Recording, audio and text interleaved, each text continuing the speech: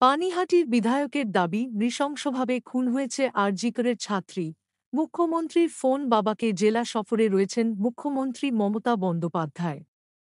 সেখান থেকেই ফোন করে কথা বললেন আরজিকর হাসপাতালে মৃত ছাত্রীর বাবার সঙ্গে। দিলেন তদন্তের আশ্বাস। ওই ছাত্রীর বাবা জানান, এদিন মুখ্যমন্ত্রী তাঁকে ফোন করে বলেন, কী কারণে তাঁর মেয়ের মৃত্যু হয়েছে তা খতিয়ে দেখা হবে। তদন্তে কেউ দোষী হলে তাকে ছাড়া হবে না।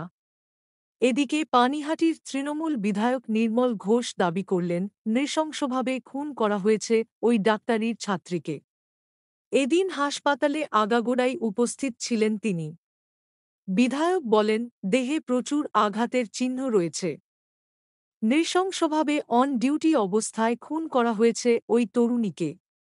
প্রশাসনের সর্বস্তরের কর্তারা এই খুনের তদন্ত করছেন। দোষীকে সর্বোচ্চ শাস্তি দেওয়াই আমাদের লক্ষ্য।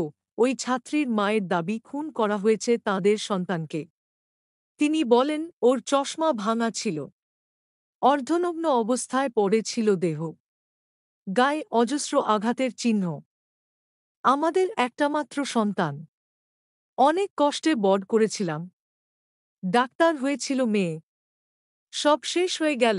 কী কারণে ডাক্তারির ছাত্রীর এমন পরিণতি বুঝে খুন করা হলো তা বুঝে উঠতে পারছে না পরিবার, অন্ধকারে সহপাঠীরাও। কলকাতার পুলিশ কমিশনার সহ পদস্থ পুলিশ কর্তারা ঘটনার তদন্ত করছেন। ছাত্রী মৃত্যুর রহস্যের কিনারা হবে বলে পরিবারকে আশ্বস্ত করেছেন মুখ্যমন্ত্রীও।